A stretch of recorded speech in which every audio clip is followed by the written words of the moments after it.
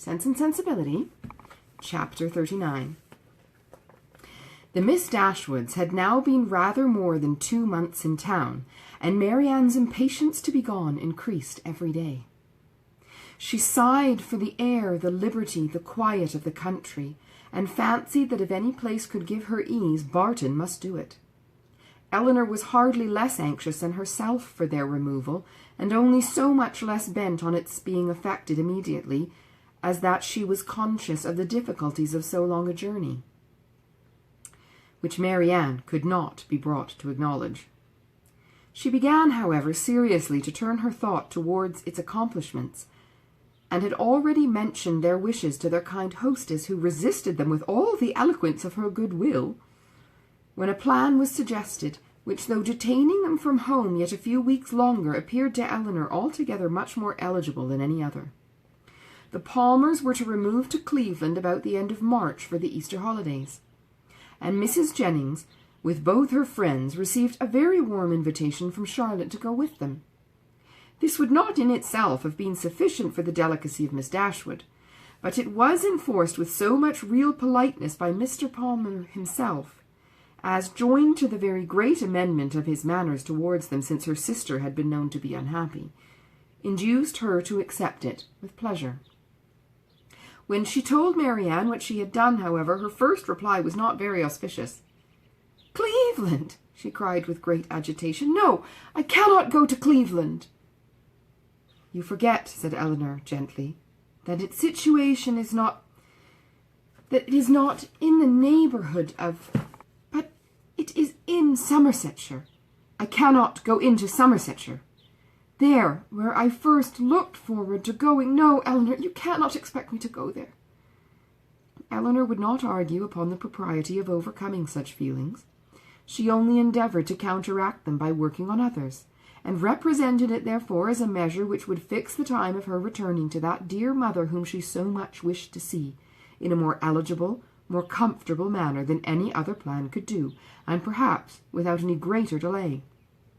For Cleveland, which was within a few miles of Bristol, the distance to Barton was not beyond 1 day, though a long day's journey, and their mother's servant might easily come there to attend them down, and as there could be no occasion for their staying above a week at Cleveland, they might now be at home in a little more than 3 weeks' time. As Marianne's affection for her mother was sincere, it must triumph, with little difficulty, over the imaginary evil she had started. Mrs. Jennings was so far from being weary of her guests that she pressed them very earnestly to return with her again from Cleveland. Elinor was grateful for the attention, but it could not alter their design, and their mother's concurrence being readily gained, everything relative to their return was arranged as far as it could be, and Marianne found some relief in drawing up a statement of the hours that were yet to divide her from Barton. "Ah, Colonel, I do not know what you and I shall do without the Miss Dashwoods," was Mrs. Jennings' address to him when he first called on her, after their leaving her was settled. "For they are quite resolved upon going home from the Palmers, and how forlorn we shall be when I come back. Lord, we shall sit and gape at one another as dull as 2 cats. Perhaps Mrs. Jennings was in hopes, by this vigorous sketch of their future ennui, to provoke him to make that offer which might give himself an escape from it. And if so, she had soon afterwards good reason to think her object gained, for on Elinor's moving to the window to take more expeditiously the dimensions of a print which she was going to copy for her friend, he followed her to it with a look of particular meaning, and conversed with her there for several minutes. The effect of his discourse on the lady, too, could not escape her observation, for though she was too honourable to listen, and had even changed her seat on purpose that she might not hear, to one close by the pianoforte on which Marianne was playing, she could not keep herself from seeing that Elinor changed colour, attended with agitation, and was too intent on what he said to pursue her employment. Still further in confirmation of her hopes, in the interval of Marianne's turning from one lesson to another, some words of the Colonel's inevitably reached her ear, in which he seemed to be apologizing for the badness of his house. This set the matter beyond a doubt. She wondered indeed at his thinking it necessary to do so, but supposed it to be the proper etiquette. What Eleanor said in reply she could not distinguish, but judged from the motion of her lips that she did not think that any material objection, and Mrs. Jennings commended her in her heart for being so honest. They then talked on for a few minutes longer without her catching a syllable, when another lucky stop in Marianne's performance brought her these words in the Colonel's calm voice: "I am afraid it cannot take place very soon." Astonished and shocked at so unlover-like a speech, she was almost ready to cry out, "Lord, what should hinder it?" But checking her desire, confined herself to this silent ejaculation: "This is very strange. Sure he need not wait to be older." This delay on the Colonel's side, however, did not seem to offend or mortify his fair companion in the least. For on their breaking up the conference soon afterwards and moving different ways, Mrs. Jennings very plainly heard Eleanor say, and with a voice which showed her to feel what she said, "I shall always think myself very obliged to you." Mrs. Jennings was delighted with her gratitude, and only wondered that after hearing such a sentence, the Colonel should be able to take leave of them, as he immediately did, with the utmost sang-froid, and go away without making her any reply. She had not thought her old friend could have made so indifferent a suitor. What had really passed between them was to this effect: "I have heard," said he, with great compassion, "of the injustice your friend Mr. Ferrars has suffered from his family. For if I understand the matter right, he has been entirely cast off by them for persevering in engagement with a very deserving young woman. Have I been rightly informed?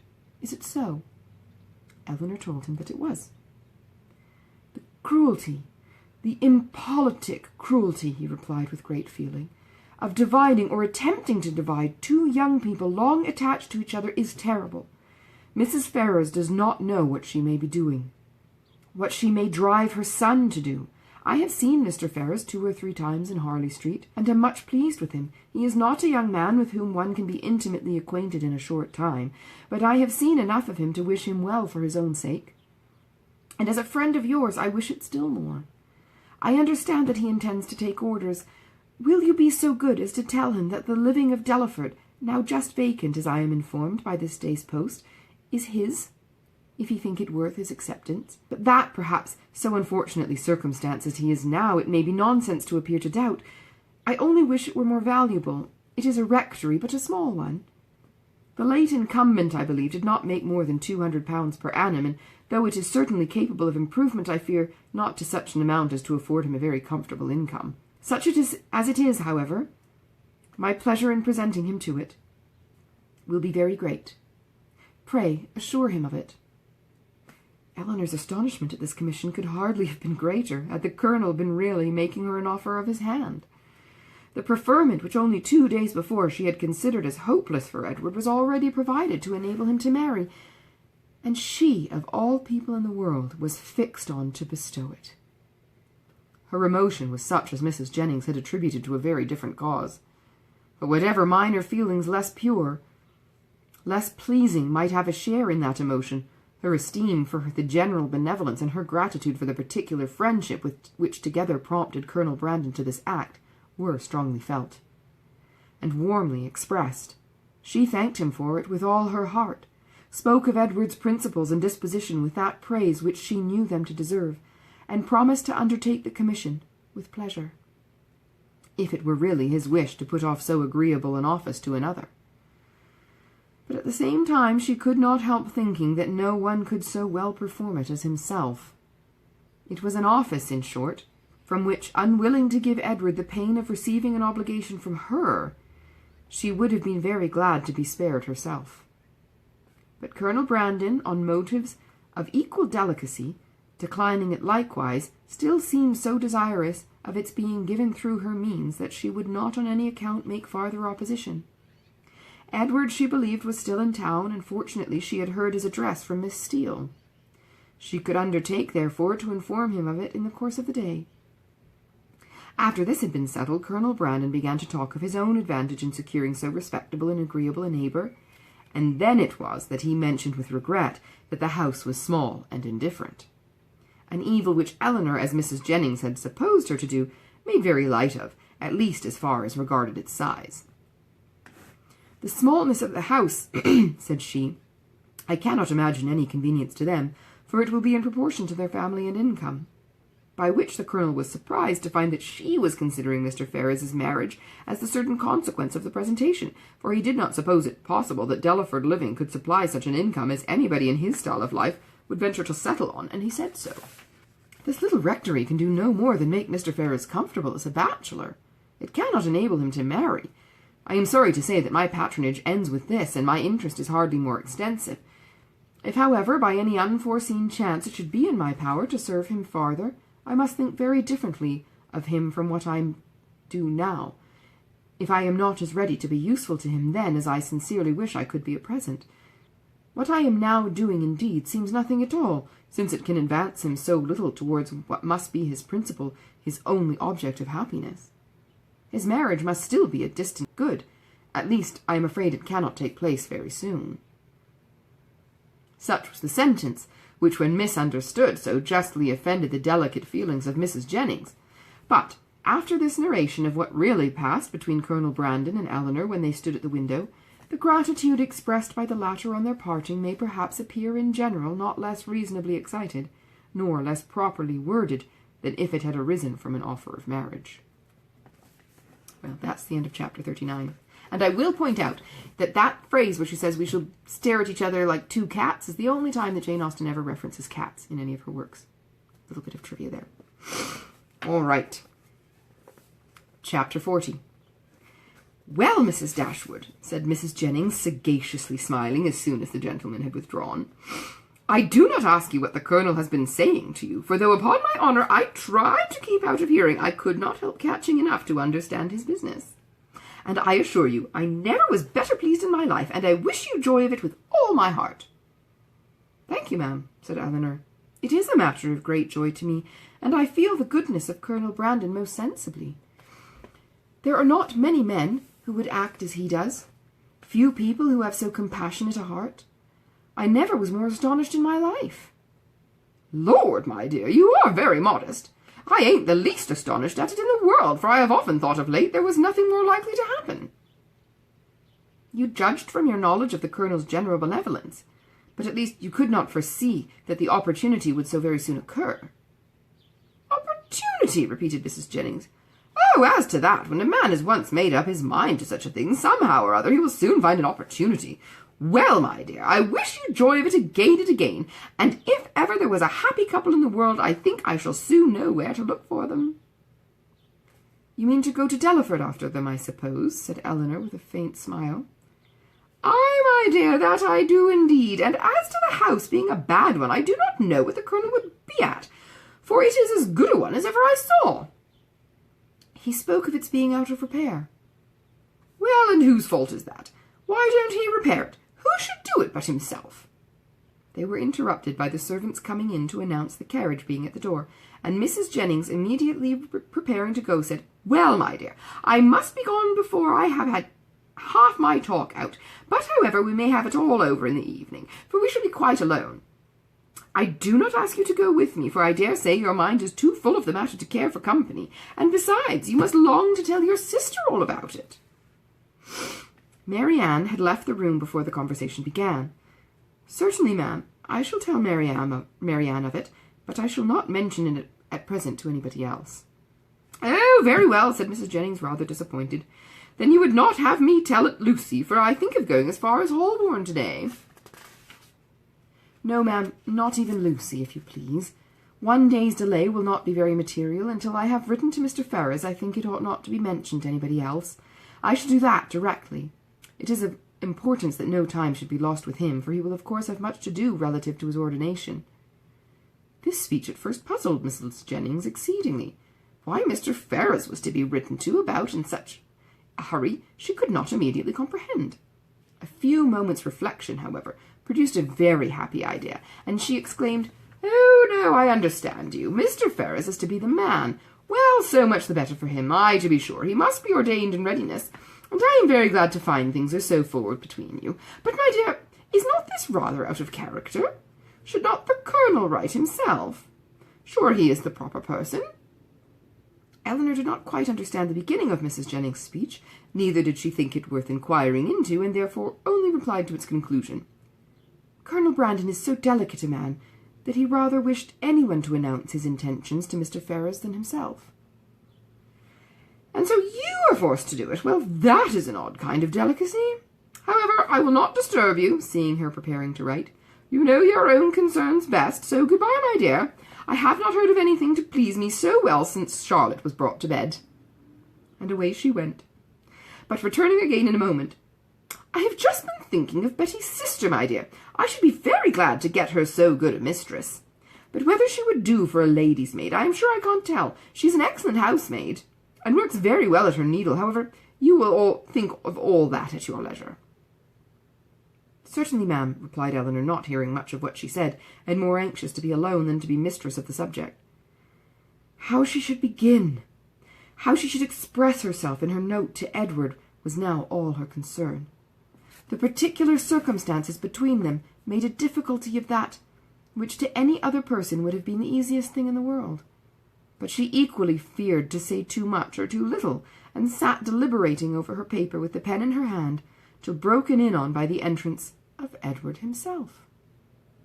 He had met Mrs. Jennings at the door, in her way to the carriage, and as he came to leave his farewell card, and she, after apologizing for not returning herself, had obliged him to enter, by saying that Miss Dashwood was above, and wanted to speak with him on very particular business. Eleanor had just been congratulating herself, in the midst of her perplexity, that however difficult it might be to express herself properly by letter, it was at least preferable to giving the information by word of mouth, when her visitor entered, to force her upon this greatest exertion of all. Her astonishment and confusion were very great on his so sudden appearance. She had not seen him before, since his engagement became public, and therefore not since his knowing her to be acquainted with it, which, with the consciousness of what she had been thinking of, and what she had to tell him, made her feel particularly uncomfortable for some minutes. He too was much distressed, and they sat down together in a most promising state of embarrassment. Whether he had asked her pardon for his intrusion on first coming into the room, he could not recollect. But determining to be on the safe side, he made his apology in form as soon as he could say anything after taking a chair. "Mrs. Jennings told me," said he, "that you wished to speak with me. At least I understood her so, or I certainly should not have intruded on you in such a manner, though at the same time I should have been extremely sorry to leave London without seeing you and your sister, especially as it will most likely be some time. It is not probable that I should soon have the pleasure of meeting you again. I go to Oxford tomorrow." "You would not have gone, however," said Eleanor, recovering herself and determining to get over what she so much dreaded as soon as possible, "without receiving our good wishes, even if we had not been able to give them in person. Mrs. Jennings was quite right in what she said. I have something of consequence to inform you of, which I was on the point of communicating by paper. I am charged with a most agreeable office," breathing rather faster than usual as she spoke. "Colonel Brandon, who was here only 10 minutes ago, has desired me to say that, understanding you mean to take orders, he has great pleasure in offering you the living of Delaford, now just vacant, and only wishes it were more valuable. Allow me to congratulate you on having so respectable and well-judging a friend, and to join in his wish that the living, it is about 200 a year, were much more considerable, and such as might better enable you to, as might be more than a temporary accommodation to yourself, such, in short, as might establish all your views of happiness." What Edward felt, as he could not say it himself, it cannot be expected that anyone else should say for him. He looked all the astonishment which such unexpected, such unthought-of information could not fail of exciting, but he said only these 2 words, "Colonel Brandon."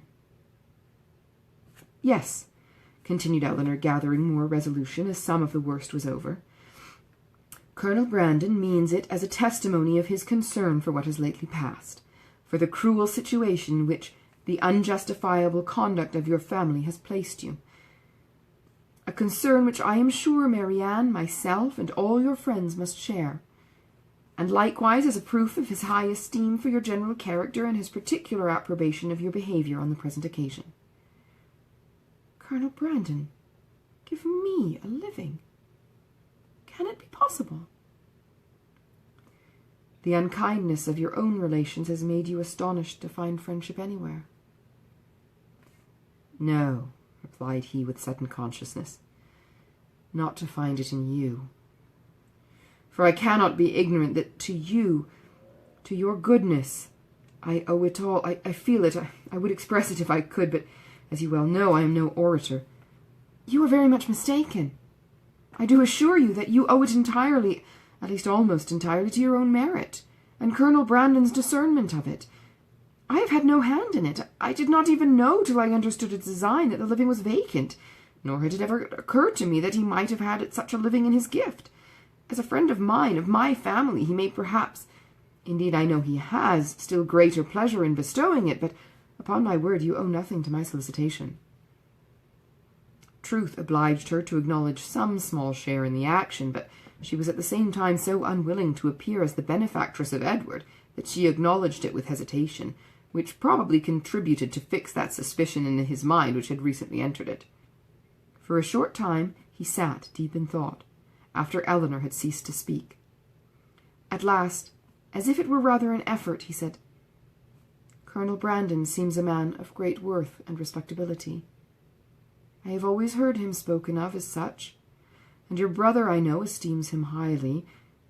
He is undoubtedly a sensible man, and in his manners perfectly the gentleman." "Indeed," replied Eleanor, "I believe that you will find him on farther acquaintance all that you have heard him to be, and as you will be such very near neighbours, for I understand the parsonage is almost close to the mansion house, it is particularly important that he should be all this."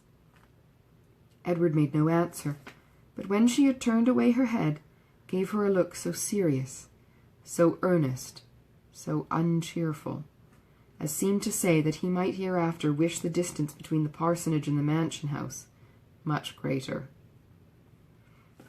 "Colonel Brandon, I think, lodges in St. James's Street," said he, soon afterwards rising from his chair. Eleanor told him the number of the house.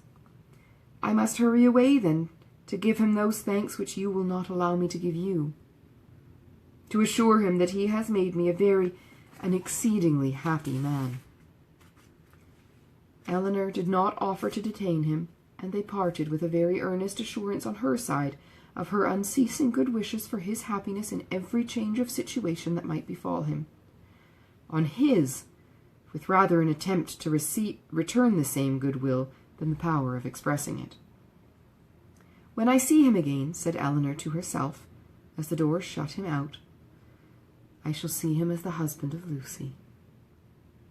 And with this pleasing anticipation, she sat down to reconsider the past, recall the words, and endeavour to comprehend all the feelings of Edward, and, of course, to reflect on her own with discontent. When Mrs. Jennings came home, though she returned from seeing people whom she had never seen before, and of whom therefore she must have a great deal to say, her mind was so much more occupied by the important secret in her possession than by anything else, that she reverted to it again as soon as Eleanor appeared. "Well, my dear," she cried, "I sent you up the young man. Did not I do right? And I suppose you had no great difficulty. You did not find him very unwilling to accept your proposal?" "No, ma'am, that was not very likely." "Well, and how soon will he be ready? For it seems all to depend upon that." "Really," said Eleanor, "I know so little of these kinds of forms that I can hardly even conjecture as to the time or the preparation necessary, but I suppose 2 or 3 months will complete his ordination." "2 or 3 months!" cried Mrs. Jennings. "Lord, my dear, how calmly you talk of it! And can the Colonel wait 2 or 3 months? Lord bless me, I am sure it would put me quite out of patience. And though one would be very glad to do a kindness by poor Mr. Ferrars, I do think it is not worth while to wait 2 or 3 months for him. Sure, somebody else might be found that would do as well, somebody that is in orders already." "My dear ma'am," said Eleanor, "what can you be thinking of? Why, Colonel Brandon's only object is to be of use to Mr. Ferrars." "Lord bless you, my dear! Sure you do not mean to persuade me that the Colonel only marries you for the sake of giving 10 guineas to Mr. Ferrars?" The deception could not continue after this, and an explanation immediately took place, by which both gained considerable amusement for the moment, without any material loss of happiness to either, for Mrs. Jennings only exchanged one form of delight for another, and still without forfeiting her expectation of the first. Aye, aye, the parsonage is but a small one, said she, after the first ebullition of surprise and satisfaction was over, and very likely may be out of repair. But to hear a man apologizing, as I thought, for a house that had, to my knowledge, has 5 sitting-rooms on the ground floor, and I think the housekeeper told me could make up 15 beds. And to you, too, that had been used to live in Barton Cottage. Seemed quite ridiculous. But, my dear, we must touch up the Colonel to do something to the parsonage and make it comfortable for them before Lucy goes to it. But Colonel Brandon does not seem to have any idea of the livings being enough to allow them to marry. The Colonel is a ninny, my dear. Because he has 2,000 a year himself, he thinks that nobody else can marry on less. Take my word for it, that if I am alive, I shall be paying a visit at Delaford Parsonage before Michaelmas, and I am sure I shan't go if Lucy ain't there. Eleanor was quite of her opinion as to the probability of their not waiting for anything more.